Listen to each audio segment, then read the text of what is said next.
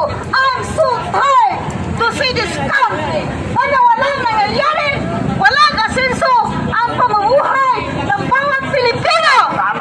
Except ang mga mayayaman dyan, ang mga kurap, ang mga magnanakaw.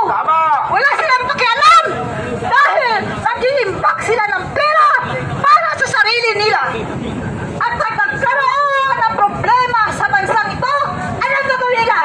Sisibat!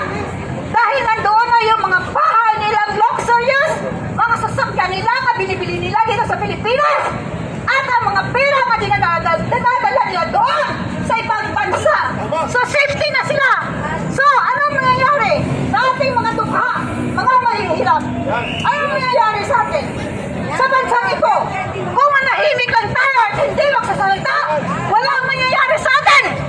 At at the end of the day, wala tayong mapupuntahan. Kawawa tayong mga Pilipino sa hirap ng buhay. Nakita ko ngayon, kumpara kay Digong, hindi ganito kahirap ang buhay.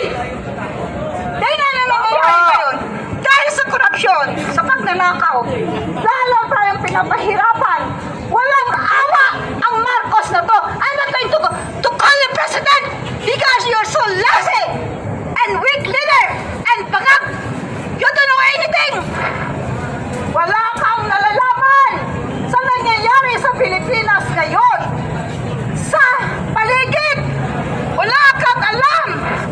Kundi, ang alam mo lang, magpirma na you even read it. Hiwalay lang po konti. Kaya ano nangyayari?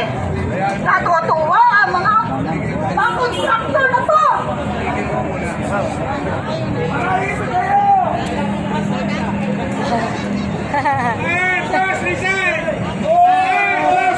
May dumating. Igalang po natin ang